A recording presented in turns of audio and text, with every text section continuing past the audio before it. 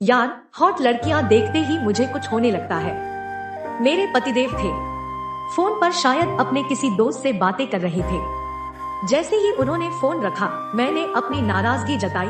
अब आप शादीशुदा है, कुछ तो शर्म कीजिए। यार, यह तो मर्द के जिन्स में होता है, तुम इसको कैसे बदल दोगी? फिर मैं तो केवल खूबसूरती की तारीफ ही करता हूँ, पर डार्लिंग, प्यार तो मैं तुम्ही से करता हूँ। यह कहते हुए उन्होंने मुझे चूम लिया और मैं कमजोर पड़ गई। 1 महीना पहले ही हमारी शादी हुई थी, लेकिन लड़कियों के मामले में इनकी ऐसी बातें मुझे बिल्कुल अच्छी नहीं लगती थी। पर ये थे कि ऐसी बातों से बाज ही नहीं आते। हर खूबसूरत लड़की के प्रति ये खिंच जाते हैं। इनकी आंखों में जैसे वासना की भूख जाग जाती है। यहाँ तक कि हर रोज सुबह के अखबार में छपी हीरोइनों की रंगीन अधनंगी तस्वीरों पर ये अपनी भूखी निगाहें टिका लेते और शुरू हो जाते, क्या हॉट फिगर है, क्या एसेट्स है। या आजकल लड़कियां ऐसे बदनुगाड़ू कपड़े पहनती हैं, इतना ज्यादा एक्सपोज करती हैं कि आदमी बेकाबू हो जाए। कभी ये कहते, मुझे तो हरी मिर्च जैसी लड़कियां पसंद है, काटो तो मुंह सीसी करने लगे। कभी कभी ये बोलते, जिस लड़की में सेक्स अपील नहीं वह बहनजी टाइप है, मुझे तो नमकीन लड़कियां पसंद है। राह चलती लड़कियां देखकर ये कहते, क्या मस्त चीज है। कभी किसी लड़की को पटाखा कहते, तो कभी किसी को फुलझड़ी। आंखों ही आंखों में लड़कियों को नापते तोलते रहते। इनकी इन्हीं हरकतों की वजह से मैं कई बार गुस्से से भरकर इन्हें झिड़क देती। मैं यहाँ तक कह देती, सुधर जाओ नहीं तो तलाक दे दूंगी। इस पर इनका एक ही जवाब होता, डार्लिंग, मैं तो मजाक कर रहा था, तुम भी कितना शक करती हो। थोड़ी तो मुझे खुली हवा में सांस लेने दो, नहीं तो दम घुट जाएगा मेरा। एक बार हम कार से डिफेंस कॉलोनी के फ्लाईओवर के पास से गुजर रहे थे। वहाँ एक खूबसूरत लड़की को देख पतिदेव शुरू हो गए। दिल्ली की सड़कों पर जगह जगह मेरे मजार है, क्योंकि मैं जहाँ खूबसूरत लड़कियाँ देखता हूँ वहीं मर जाता हूँ। मेरी तनी भौहें देखे बिना ही इन्होंने आगे कहा, कई साल पहले भी मैं जब यहाँ से गुजर रहा था तो एक कमाल की लड़की देखी थी। यह जगह इसीलिए आज तक याद है। मैंने नाराजगी जताई तो ये कार का गियर बदलकर मुझसे प्यार मोहब्बत का इजहार करने लगे और मेरा गुस्सा एक बार फिर कमजोर पड़ गया।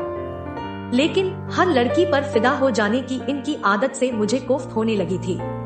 पर हद तो तब पार होने लगी जब एक बार मैंने इन्हें हमारी जवान पड़ोसन से फ्लर्ट करते देख लिया। जब मैंने इन्हें डांटा तो इन्होंने फिर वही मान नॉवल और प्यार मोहब्बत का इजहार करके मुझे मनाना चाहा, पर मेरा मन इनके प्रति रोजाना खट्टा होता जा रहा था।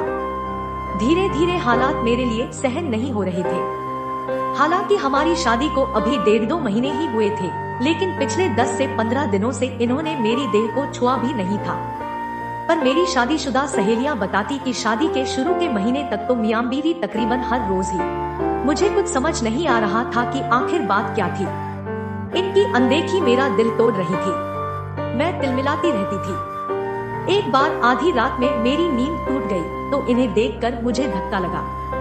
ये आईपैड पर पॉर्न साइट्स खोलकर बैठे थे और जब मैं यहाँ मौजूद हूँ तो तुम यह सब क्यों कर रहे हो? क्या मुझ में कोई कमी है? क्या मैंने तुम्हें कभी न कहा है? मैंने दुखी होकर पूछा। सॉरी डार्लिंग, ऐसी बात नहीं है। क्या है कि मैं तुम्हें नींद में डिस्टर्ब नहीं करना चाहता था। एक टेलीविजन प्रोग्राम देखकर बेकाबू हो गया तो भीतर से इच्छा होने लगी, अगर मैं भी तुम्हारी तरह इंटरनेट पर पॉर्न साइट्स देखकर यह सब करूं तो तुम्हें कैसा लगेगा? अरे यार, तुम तो छोटी सी बात का बतंगड़ बना रही हो, ये बोले। लेकिन क्या यह बात इतनी छोटी सी थी?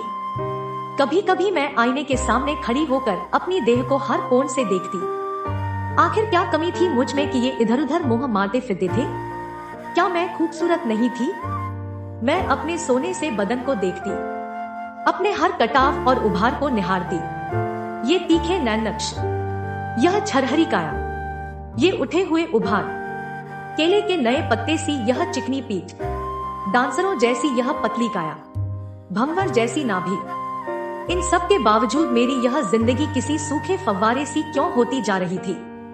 एक रविवार को मैं घर का सामान खरीदने बाजार गई। तबीयत कुछ ठीक नहीं लग रही थी, इसलिए मैं जरा जल्दी घर लौट आई। घर का बाहरी दरवाजा खुला हुआ था। ड्राइंग रूम में घुसी तो सन्ना रह गई। इन्होंने मेरी एक सहेली को अपनी गोद में बैठाया हुआ था। मुझे देखते ही ये घबरा कर सॉरी सॉरी करने लगे। मेरी आंखें गुस्से और बेइज्जती के आंसुओं से जलने लगी। मैं चीखना चाहती थी, चिल्लाना चाहती थी, पति नाम के इस प्राणी का मुंह नोच लेना चाहती थी, इसे थप्पड़ मारना चाहती थी। मैं कड़कती बिजली बनकर इस पर गिर जाना चाहती थी। मैं गहराता समुद्र बनकर इसे डुबो देना चाहती थी। मैं धधकती आग बनकर इसे जला देना चाहती थी। मैं हिचकियां ले लेकर रोना चाहती थी। मैं पति नाम के इस जीव से बदला लेना चाहती थी। मुझे याद आया, अमेरिका के राष्ट्रपति रह चुके बिल क्लिंटन भी अपनी पत्नी हिलेरी क्लिंटन को धोखा देकर मोनिका लेविंस्की के साथ मौज मस्ती करते रहे थे, गुलछर्रे उड़ाते रहे थे। क्या सभी मर्द एक जैसे बेवफा होते हैं? क्या पत्नियां छले जाने के लिए ही बनी हैं? मैं सोचती। रील से निकल आया उलझा धागा बन गई थी मेरी जिंदगी।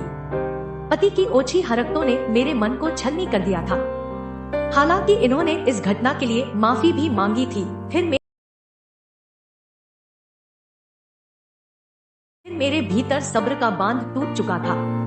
मैं इनसे बदला लेना चाहती थी और ऐसे समय में राज मेरी जिंदगी में आया। राज पड़ोस में किराएदार था, 6 फुट का गोरा चिट्टा नौजवान। जब वह अपनी बाहें मोड़ता था तो उसके बाजू में मछलियां बनती थी। नहाकर जब मैं छत पर बाल सुखाने जाती तो वह मुझे ऐसी निगाहों से ताकता कि मेरे भीतर गुदगुदी होने लगती। धीरे धीरे हमारी बातचीत होने लगी। बातों ही बातों में पता चला कि राज प्रोफेशनल फोटोग्राफर था। आपका चेहरा बड़ा फोटोजेनिक है, मॉडलिंग क्यों नहीं करती हैं आप? राज मुझे देखकर मुस्कुराता हुआ कहता। शुरू में तो मुझे यह सब अटपटा लगता था, लेकिन देखते ही देखते मैंने खुद को इस नदी की धारा में बह जाने दिया। पति जब दफ्तर चले जाते तो मैं राज के साथ उसके स्टूडियो चली जाती। वहाँ राज ने मेरा पोर्टफोलियो भी बनाया। उसने बताया कि अच्छी मॉडलिंग असाइनमेंट्स लेने के लिए अच्छा पोर्टफोलियो जरूरी था, लेकिन मेरी दिलचस्पी शायद कहीं और ही थी। बहुत अच्छे आते हैं आपके फोटोग्राफ्स, उसने कहा था और मेरे कानों में यह प्यारा सा फिल्मी गीत बजने लगा था। अभी मुझ में कहीं बाकी थोड़ी सी है जिंदगी। मैं कब राज को चाहने लगी मुझे पता ही नहीं चला। मुझ में उसकी बाहों में सो जाने की इच्छा जाग गई। जब मैं उसके करीब होती तो उसकी दहगंध मुझे मदहोश करने लगती। मेरा मन बेकाबू होने लगता, मेरे भीतर हसरतें मचलने लगी थी। ऐसी हालत में जब उसने मुझे न्यूड मॉडलिंग का ऑफर दिया तो मैंने बिना झिझके हाँ कह दिया। उस दिन मैं नहा धोकर तैयार हुई। मैंने खुशबूदार इत्र लगाया।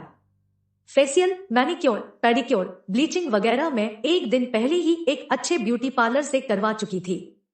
मैंने अपने सबसे सुंदर पर्ल इयररिंग्स और डायमंड नेकलेस पहना, कलाई में महंगी घड़ी पहनी और सज धज कर मैं राज के स्टूडियो पहुंच गई। उस दिन राज बला का हैंडसम लग रहा था। गुलाबी कमीज और काली पैंट में वह मानो कहर ढा रहा था। हे, यू आर लुकिंग ग्रेट, मेरा हाथ अपने हाथों में लेकर वह बोला। यह सुनकर मेरे भीतर मानो सैकड़ों सूरजमुखी खिल उठे। फोटो सेशन अच्छा रहा। राज के सामने टॉपलेस होने में मुझे कोई संकोच नहीं हुआ। मेरी देह को वह एक कलाकार सा निहार रहा था, किंतु मुझे तो कुछ और की ही चाहत थी। फोटो सेशन खत्म होते ही मैं उसकी ओर ऐसी खिंची चली गई जैसे लोहा चुंबक से चिपकता है। मेरा दिल तेजी से धड़क रहा था। मैंने उसका हाथ पकड़ लिया। नहीं नेहा, यह ठीक नहीं। मैंने तुम्हें कभी उस निगाह से देखा ही नहीं। हमारा रिलेशन प्रोफेशन है। राज का एक एक शब्द मेरे तनमन पर चाबुक सा पड़ा। पर मुझे लगा तुम भी मुझे चाहते हो। मैं बुदबुदाई। नेहा, मुझे गलत मत समझो।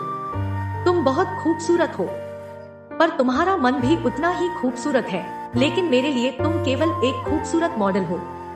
मैं किसी और रिश्ते के लिए तैयार नहीं, और फिर पहले से ही मेरी एक गर्लफ्रेंड है जिससे मैं जल्दी ही शादी करने वाला हूँ, राज कह रहा था। तो क्या वह सिर्फ एक तरफा खिंचाव था या परी से बदला लेने की इच्छा का नतीजा था? कपड़े पहनकर मैं चलने लगी तो राज ने मेरा हाथ पकड़कर मुझे रोक लिया। उसने स्टूडियो में रखे गुलदान में से एक पीला गुलाब निकाल लिया था।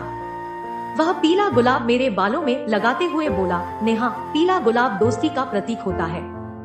हम अच्छे दोस्त बनकर रह सकते हैं। राज की यह बात सुनकर मैं सिहर उठी थी।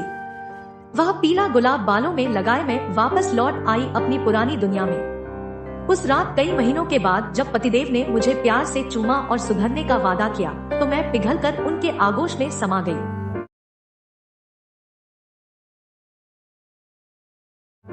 खिड़की के बाहर रात का आकाश न जाने कैसे कैसे रंग बदल रहा था। ठंडी हवा के झोंके खिड़की में से भीतर कमरे में आ रहे थे। मेरी पूरी देह एक मीठे जोश से भरने लगी। पतिदेव प्यार से मेरा अंग चूम रहे थे। मैं जैसे बहती हुई पहाड़ी नदी बन गई थी। एक मीठी गुदगुदी मुझ में सुख भर रही थी। फिर केवल खुमारी थी और उनकी छाती के बालों में उंगलियां फेरते हुए मैं कह रही थी, मुझे कभी धोखा मत देना। कमरे के कोने में एक मकड़ी अपना टूटा हुआ जाला फिर से बुन रही थी। इस घटना को बीते कई साल हो गए हैं। इस घटना के कुछ महीने बाद राज भी पड़ोस के किराए का मकान छोड़कर कहीं और चला गया। मैं राज से उस दिन के बाद फिर कभी नहीं मिली। लेकिन अब भी मैं जब कहीं पीला गुलाब देखती हूँ तो सिहर उठती हूँ। एक बार हिम्मत करके पीला गुलाब अपने जूड़े में लगाना चाहा था तो मेरे हाथ बुरी तरह कांपने लगे थे।